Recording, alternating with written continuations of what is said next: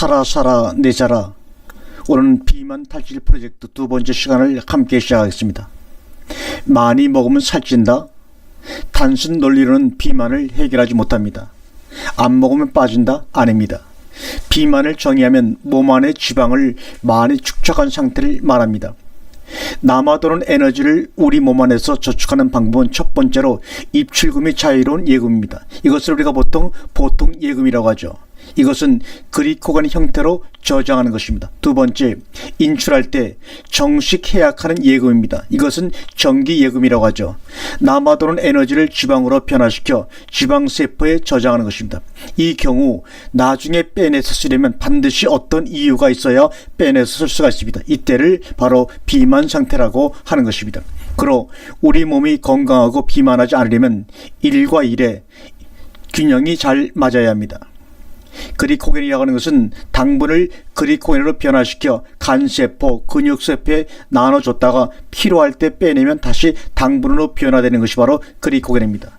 그리고 지방세포라고 하는 것은 비만과 관계있는 유전자 7번 염색체에 이상이 생기면 비만이나 당뇨병으로 나타나게 되는 것입니다. 그래서 우리 몸에는 식욕 조절 물질이라고 하는 렙틴이 있습니다. 이것은 체내진의 지방세포에서 생산되어 지방세포로부터 혈액을 내보내 지방 측정량을 조절하고 식욕을 억제하는 역할을 하는 물질로서 체중 조절 물질 혹은 체중 조절 위인자라고도 부르는 것이 바로 렙틴입니다.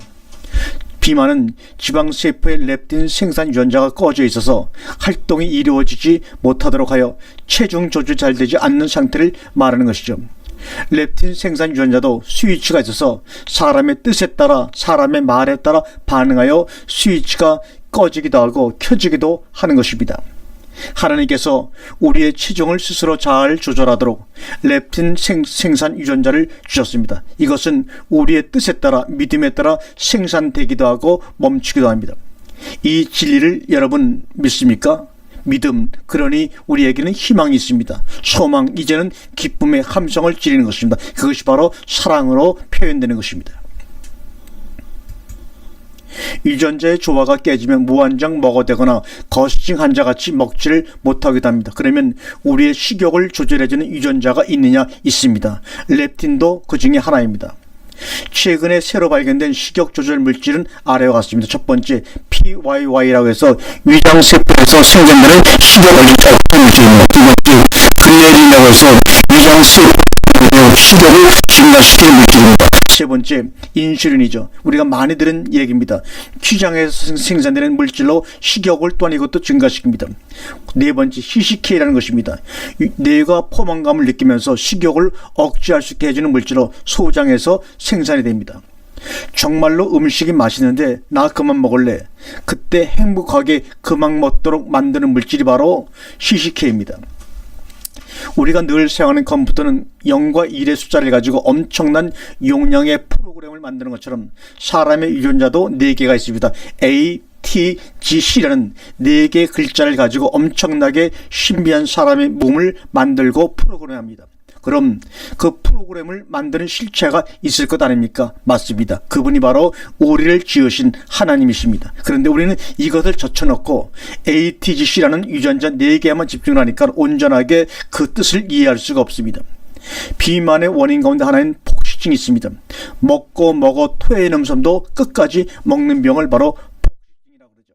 그 이유는 그레린이 많이 나오고 CCK가 안 나옴으로 인해 발생되는 것입니다. 정상적으로는 비만에 대한 두려움에서 발생을 합니다. 이것을 우리 분명히 인식해야 합니다.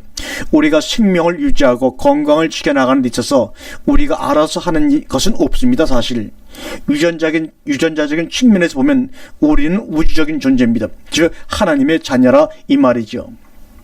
이 말은 하나님의 의식으로, 하나님의 생기로 우리 몸이 마음과 함께 조절되어 나가는 것인데, 그것에 장기를 내어 반항하고 몸을 곧게 세우면서 세상 것만 의지하고 양만 의지하려고 하는 것, 그것이 하나님을 대항하는 교만주 우상 숭배의 죄며 그 이름이 망령되는 것입니다. 그러나 그런 몸의 증상이 잠시 낫는 것을 경험할 수 있으나 몸과 마음과 영혼의 온전한 치유를 경험할 수 없는 것입니다. 성경 말씀은 전도서 7장 29절에 보면 내가 깨달은 것이 오직 이것이라 곧 하나님은 사람을 정직하게 지으셨으나 사람들이 많은 깨들을 낸 것이라고 말합니다. 맞습니다. 우리의 몸이 우주를 향해 점프해야 합니다. 하늘로 올라가야 합니다. 지구가 태양의 뒤를 돌고 있고 별이 하늘에 떠 있고 전부가 질서가 맞아서 나는 여기에 존재하는 것이지 내가 스스로 여기 존재하는 것이 아님을 인식해야 합니다. 스스로 존재하시는 분은 오직 여호와 하나님 아버지 한 분입니다.